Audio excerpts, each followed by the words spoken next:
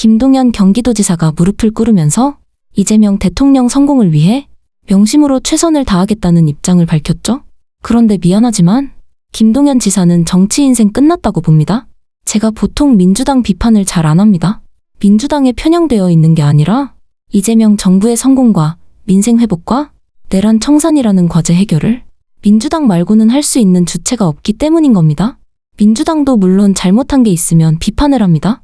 그러나 최근 보수 성향 언론에서 프레임 씌웠던 당 내부 문제는 어느 정도 정리가 돼서 사법개혁을 비롯한 개혁법안 통과에 집중하고 있고, 이현주 의원 관련 논란은 이미 너무 많이 알려진 상태이기 때문에 이 내용은 취재하는 대로 다룰 예정입니다.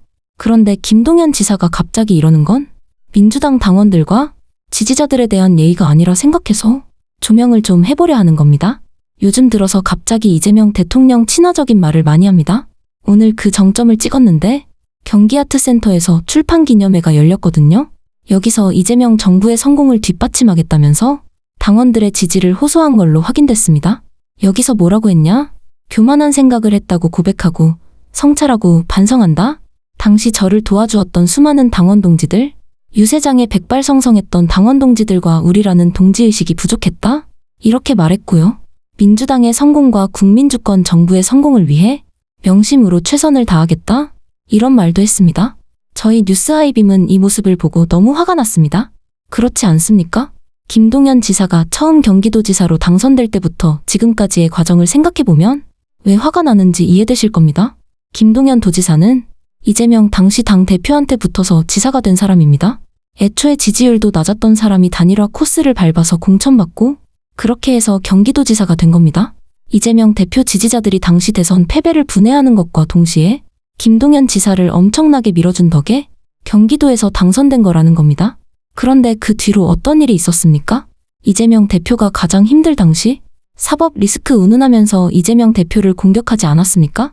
작년 3월에 MBC 라디오에 출연해서 저는 흠없는 지도자라고 하면서 어떤 분들은 감옥에 갈지도 모르는 지금 내란 문제도 있고라는 말로 이재명 당시 대표의 재판 및 사법 리스크를 겨냥했다고요? 이뿐만이 아니죠. 2023년에는 이재명의 사법 리스크는 당과 분리해 개인 차원에서 돌파해야 한다 이런 말을 하면서 당에 부담을 주지 말라는 식으로 얘기했다고요. 이런 배은망덕한 경우가 어딨냐 이겁니다. 그러면서 내란 전국 때도 얼마나 비아냥거렸습니까? 대선 후보 시절에도 힘을 주지는 못할 망정? 온갖 흔드는 말을 했습니다. 민주당의 신뢰 위기다. 수권 정당이냐 이런 말을 하면서 민주당도 흔들었죠. 심지어 이재명 후보가 강조하던 실용주의 노선을 가지고 민주당이 추구하는 가치와 철학은 정체성을 분명히 유지해야 한다면서 비난했고요. 이재명 후보와의 회동 자리에서도 신뢰의 위기다. 개헌 논의가 진전되지 않는 것에 유감이다. 감세 포퓰리즘이다. 이따위 말을 했습니다. 사실상 메시지만 놓고 보면 이낙연과 구분이 안 될 정도로 친문 세력이 욕먹는 것에 일조한 사람임과 동시에 자신을 도지사로 만들어준 이재명을 배신한 자라는 겁니다. 그렇기 때문에 이재명 대통령 지지자는 물론이고 민주당에서도 사실상 팽당한 상태입니다. 그런데 이런 자가 갑자기 큰절까지 올리며 명심을 얘기한다? 이 자체로도 괘씸한데 이 말을 왜 했는지를 알면 더 괘씸합니다. 만약 김병주 의원이나 서영교 의원처럼 출마를 포기하면서 이런 말을 했다면 진심이 느껴졌을 겁니다. 실제로 김병주 의원은 경기도지사 출마 포기를 선언했는데 그 이유가 이재명 대통령을 돕고 정부의 성공을 위해 일해야겠다는 생각 때문이었다고 말했습니다.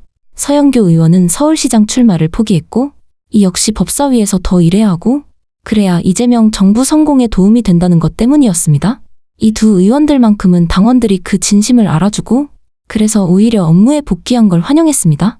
그런데 김동연 지사는 본인의 재선 출마를 선언하면서 이런 말을 한 겁니다. 이러니 괘씸하지 않을 수가 없는 겁니다. 이재명을 등에 업고 당선됐던 자가 그 뒤로는 배은망덕한 발언들을 수년간 했습니다. 그런데 이제 와서 명심을 외치면서 재선 출마를 선언한다? 당원들이 바보가 아닌 이상 이걸 진심이라고 받아들이겠습니까? 이건 당원들의 판단력을 무시하는 거고요.